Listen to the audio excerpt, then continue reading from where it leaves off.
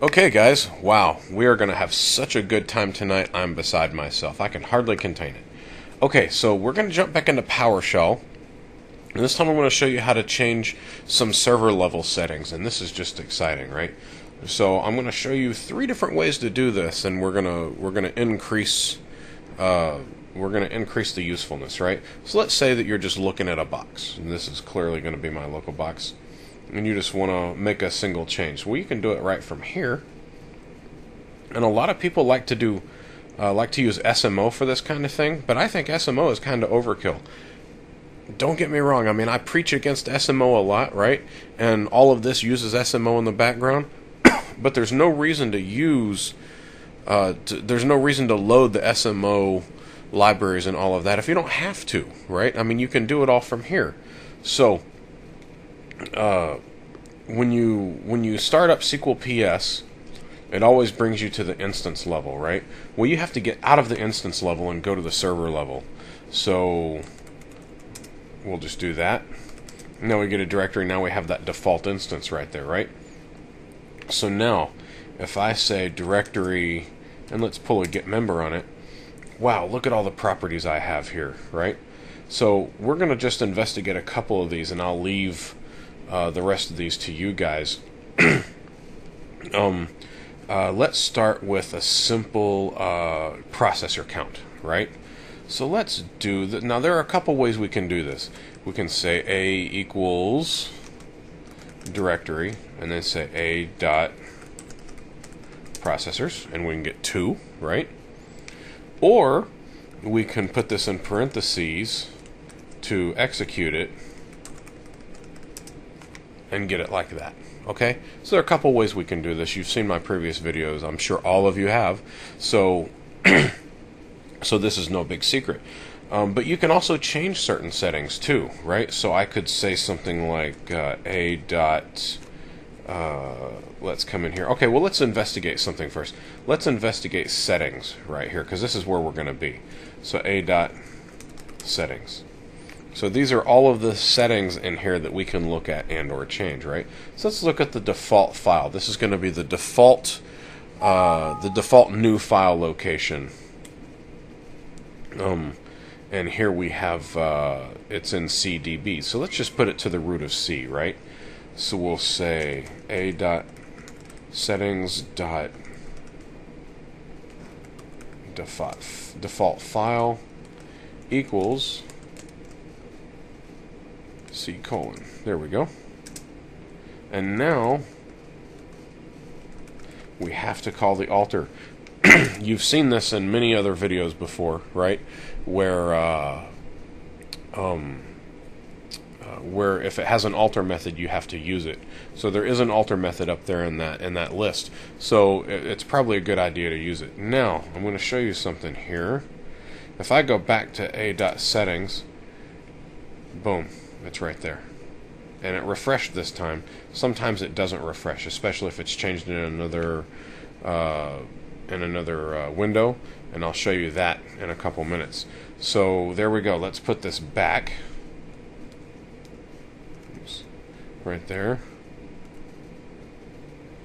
C colon backslash DBs. I need to call alter again.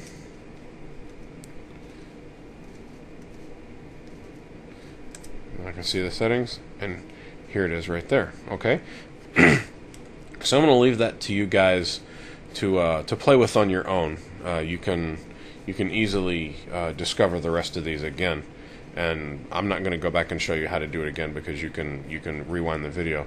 So now that we've got that out of the way, I'm just going to minimize this, and now I've got PowerShell up, right? So here I am in the same place in PowerShell. Here, let's do a I'll clear the screen. Notice I'm in SQL Server. You can do PS Drive, and you can see that the SQL Server is here, right? And all I do is say CD SQL Server, boom, and I'm here, right? So now I just need to say CD SQL slash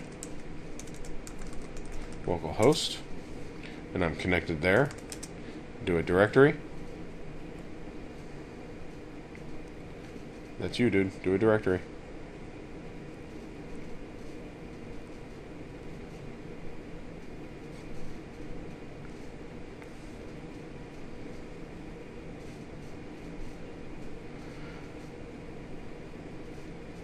There we go. So it's a little more verbose here, right? We could trim that up, but we're not really that interested in it. I just wanted to do a directory to show you that I could, right? So here I would say a directory. So I would set an instance of A to it, right?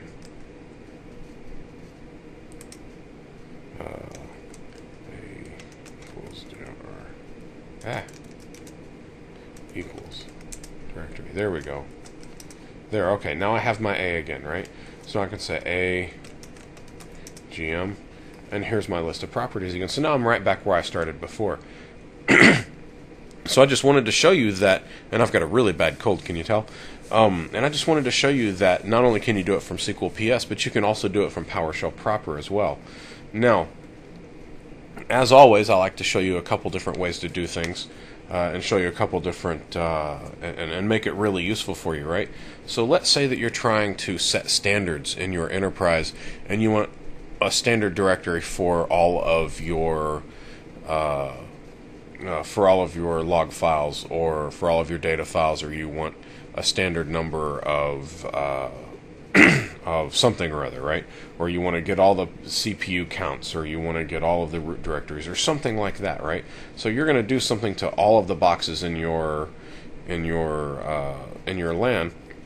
Now I'm going to show you an extremely trimmed down version of this, because clearly I'm not going to go out and ping 100 different boxes, right? And I'm not even going to show you a complete solution. I'm just going to show you what the solution might look like. And then I've got some other videos that show you more in detail how to do this kind of stuff, and you can go watch them and then extrapolate, right? So here I'm using, here, let me clear this screen again. Here I'm using Idera's PowerShell Plus this time. And so here you can see I've got a list of servers, and you can see I'm doing this really easily, right? We don't usually do it like this. You can see my other videos to find out why. But to just get a list of a couple boxes, this is good stuff. So I'm going to go against localhost, and I'm going to go against one of my test boxes. So I've got my cursor. I'm going to start my cursor up here. For each one of these, I'm going to go ahead and set cache box equal to the current variable. This isn't necessary. I just think it's easier to read, right? And so for each one of these, I'm going to do the same change directory I did before. So I'm going to say cd SQL Server : SQL / box name, right?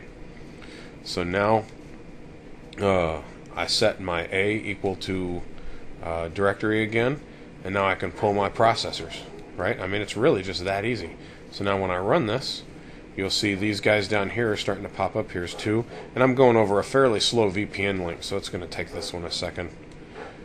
But you'll see another 2 pop up here as well. There you go. So I got 2 and 2, and they don't have the box names, right?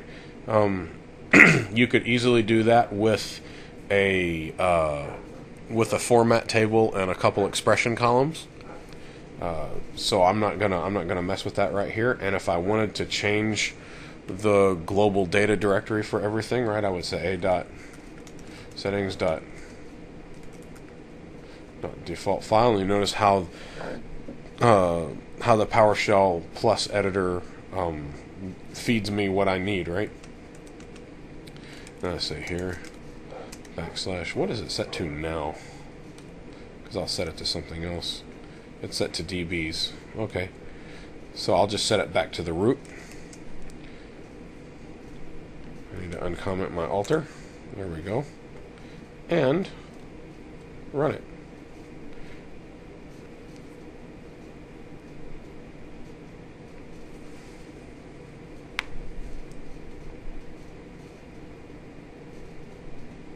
There we go. Now, if I wanted to see the boxes come by too for each one, right? Yeah, so I would tap the name of the box there, so I could see each one of them as they go through. So it's just so if I'm doing like 20 boxes, I don't just see a blinking cursor sitting there wondering if it's doing anything. Okay. So now I can come back here to SQL PS and check my settings, and you see here. Let me clear the screen so it's easier for you to see.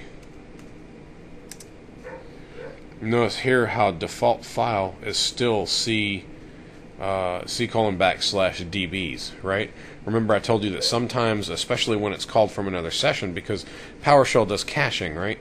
So you may have to call the refresh method. So I'll call a.refresh, and then I'll call settings again, and now you can see that it's C colon. Fair enough. And I could easily do this too.